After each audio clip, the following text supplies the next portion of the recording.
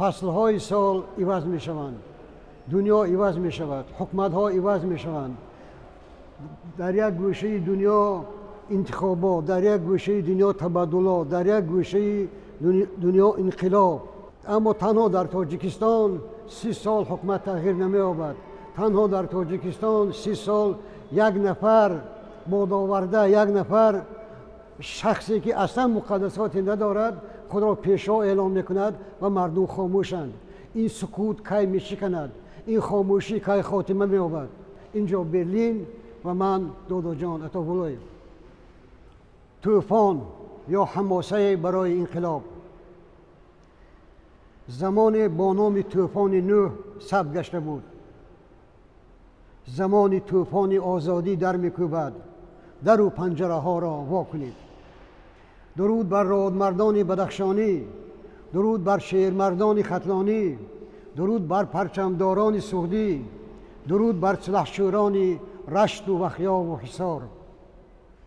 هموطنان عزیز، برادران، خواهران و فرزندان، من از نام همنسلان خود و شخصا خودم از شما عزیزان بخشش میپرسم. ما نتوانستیم در 30 سال استقلال به شما آزادی بیاوریم. استقلال آزادی است، استقلال وارستگی است.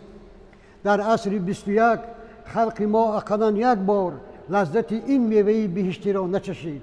گذشته از این ما باید دست بر روی سینه بمانیم و اعتراف بکنیم که ما به غلام بدل گشته ایم. غلامی پسترین حقارت است، اما ما غلامزادگان گشته ایم. این بدبختی دو کرته است. حقارت دو میله، حقارت دو تیره، حقارت دو دمه. من از جنایت‌های رژیم ضحاکی رحمانوف نمیگویم. خانواده نیست که برف بدبختی به بامش نباریده باشد. راه یگانه انقلاب است. نه شکوه از رحمان و عائله‌اش، نه بیچاره نالی. مکتوب‌های آدمان ساده‌دل را به رحمان و رحمانیان میخوانم و حیران میشوم و به نظر چنین مینماید که گوسفندان به گرگ نامه مینویسند: گرگ جانا، گرگ خانا، برچه که مرا نخور، برچه که مرا نکش، برچه که مرا سر نزن. باز هم راه یگانه انقلاب است. نه امید به کشورهای خارجی و سازمانهای بین المللی.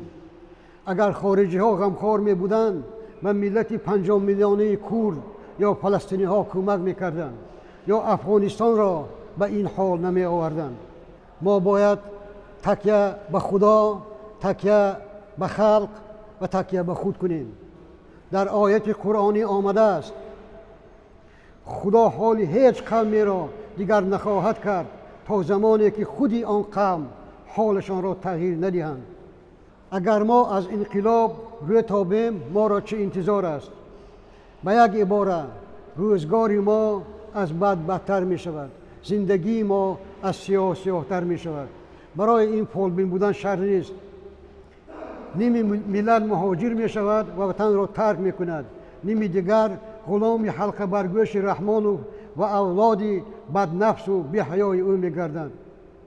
سربلندان را تا آخرین نفر زندانی می کنند.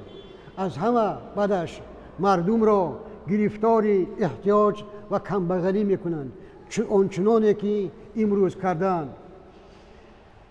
احتیاج و کمبغلی هم نمودی از شکنجه است، شکنجه روحی. و این و شکنجه یکی از اصولهای دوست داشته سازمانهای تروریستی و شمار می رود. ما در روبرو با یک دولت تروریستی قرار داریم. تروریستی که رحم و شفقت ندارد، تروریستی که بدتر از بن لادن است. دیگر نباید حکومت تاجیکستان گفت. نام این حکومت گروهی تروریستی است. دیگر نباید رحمانوف را پرزیدنت نام برد. رحمانوف تروریستی رقم 1 تاجیکستان است. اگر باور نکنید صحنه قتل عام بدخشانی ها را در روشان و خاروق به یاد بیاورید. از بمباران غرب و تاجیک آباد و قبیله‌روی و رامید نمیگویم. اگر باور نکنید سر به زندان ها زنید. چقدر بیگناهان آنجا در انتظار مرگ تدریجی اند. میدانید تاجیکستانی کوچک به یک زندانی بزرگ تبدیل گشته است. میدانید برای یک لایک، یک شهر، یک جمله تنقیدی چند کس را زندان کردند و یا نوگی تیر. خلق تاجیکستان را تروریست رقم یک گروگان گرفته است. میدانید رژیم تروریستی رحمانوف را میتوان به 301 ماده کودکس جنایتی تاجیکستان عیبدار دانست.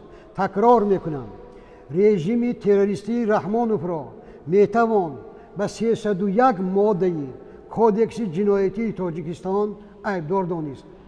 از آدم کشی تا آدم ربایی، از دزدی مال و ملک مردم تا فروختن زمین وطن، از اسیر گرفتن پدر و مادر دیگر اندیشان تا اسیر گرفتن عسکر بچه ها، از شکنجه و آزار بیرحمانه محبوسان تا تجاوز دختران نابالغ و ویران کردن تمام معیارهای بین المللی حقوق بشر. اگر باور نکنید نام به نام آنهایی را به یاد بیاورید که با امر تروریست رقم یک کشته شدند. 150,000 نام، شماره آنانی که در عهد امام علی رحمانوف قتل شدند.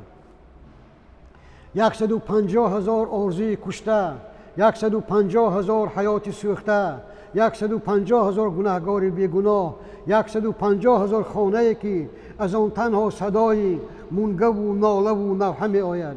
میشنوید؟ راه خلاصی، راه نجات، راه سربلندی، راه سرفرازی تنها و تنها انقلاب است.